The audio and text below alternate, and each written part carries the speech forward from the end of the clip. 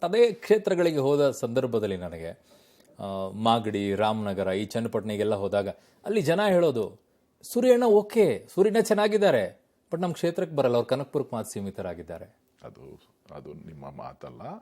ನನ್ನ ಮಾತಲ್ಲ, ನಿಮ್ಮ ಕ್ಷೇತ್ರದಲ್ಲಿರುವಂತ ನಾನು ಎಲ್ಲ ಕ್ಷೇತ್ರಗಳಿಗೂ ಹೋಗ್ತೀನಿ. ಓಕೆ, ಎಲ್ಲ ಕ್ಷೇತ್ರಗಳಲ್ಲೂ ಕೆಲಸ ಮಾಡ್ತೀನಿ.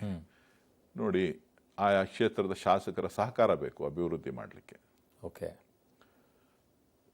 ಅವ್ರು ಯಾರು ಸಹಕಾರ ಕೊಟ್ಟಿದ್ದಾರೆ ಅವರೆಲ್ಲರ ಕ್ಷೇತ್ರಗಳು ಅಭಿವೃದ್ಧಿ ಮಾಡಲಿಕ್ಕೆ ಪ್ರಾಮಾಣಿಕವಾದಂಥ ಪ್ರಯತ್ನವನ್ನು ನಾನು ಮಾಡಿದ್ದೇನೆ. ಕನಕಪುರ, ಡಿ ಕೆ ಶಿವಕುಮಾರ್ ಅವ್ರ ಕ್ಷೇತ್ರ, ರಾಮನಗರ, ಚನ್ನಪಟ್ಟಣ, ಮಾಗಡಿ ನನಗೆ ಅವಕಾಶ ಇರಲಿಲ್ಲ. ಬೇರೆ ಶಾಸಕರಿದ್ದರು. ನಾನೇ ಮಾಡಿದ್ದೀನಿ ಅಂತಾರೆ.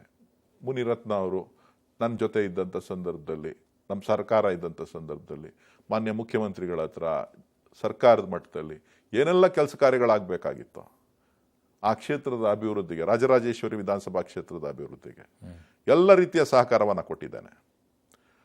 ನೂರಾರು ಕೋಟಿ ರೂಪಾಯಿ ಅನುದಾನವನ್ನು ಅವ್ರಿಗೆ ಒದಗಿಸ್ಕೊಡೋಂಥ ಕೆಲಸ ಮಾಡಿದ್ದೀನಿ.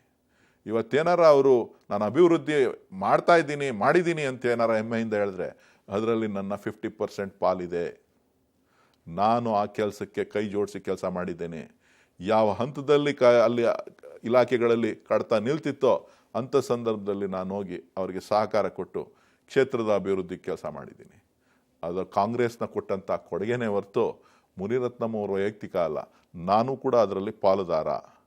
ನಂತರ ದಿನಗಳಲ್ಲಿ ಆದಂಥದ್ದೇನು ಅಂತೇಳಿ ನಿಮಗೆ ಗೊತ್ತು, ನಾನು ಹೇಳಬೇಕಾದಿಲ್ಲ. ಬಟ್ ಅವ್ರು ಇತ್ತೀಚೆಗೆ ಸಿಕ್ಕಾಪಟ್ಟೆ ಆರೋಪ ಮಾಡ್ತಾ ಇದ್ದಾರೆ, ಡಿ ಕೆ ಬ್ರದರ್ಸ್ಗಳೇ ನನಗೆ ಅಭಿವೃದ್ಧಿ ಮಾಡಕ್ಕೆ ಕೊಡ್ತಾ ಇಲ್ಲ, ಹಣ ಬಿಡುಗಡೆ ಮಾಡ್ತಾ ಇಲ್ಲ, ನನ್ನೆಲ್ಲ ಇಲ್ಲಿ ಕಾಂಟ್ರಾಕ್ಟ್ಗಳನ್ನೆಲ್ಲ ಫಂಡನ್ನು ನಿಲ್ಲಿಸ್ಬಿಟ್ಟಿದ್ದಾರೆ, ನನ್ನ ಕ್ಷೇತ್ರದ ಅಭಿವೃದ್ಧಿ ಆಗ್ತಿಲ್ಲ ಅಂತ. ಅಭಿವೃದ್ಧಿ ಅಂತಕ್ಕಂಥದ್ದು ಹಣದಿಂದ ಅಲ್ಲ, ಕೆಲಸ ಕಾರ್ಯಗಳಿಂದ.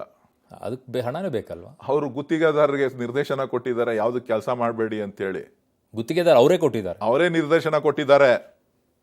ಸರ್ಕಾರದಿಂದ ಹಣ ಬಿಡುಗಡೆ ಆಗಿದೆ. ಸರ್ಕಾರದಿಂದ ಹಣ ಬಿಡುಗಡೆ ಆಗಿದೆ. ಹಣ ಬಿಡುಗಡೆ ಮಾಡಿರತಕ್ಕಂಥ ಪಟ್ಟಿ ಬೇಕು ಅಂತ ಅಂದ್ರೆ ನಿಮ್ಮ ಟಿವಿಗೆ ಕಳ್ಸಿಕೊಡ್ತೀನಿ ನಾನು. ದಯವಿಟ್ಟು ಕಳಿಸ್ಕೊಡಿ. ಅವ್ರು ಹೇಳ್ತಾರೆ ಗುತ್ತಿಗೆದಾರನ ಚುನಾವಣೆ ಆಗೋವರೆಗೂ ಕೂಡ ಯಾವುದೇ ಕೆಲಸ ಕಾರ್ಯಗಳು ಆಗಬಾರ್ದು ಅಂತ ಹೇಳಿ. ಉದ್ದೇಶ ನನಗೆ ಗೊತ್ತಿಲ್ಲ, ನೀವು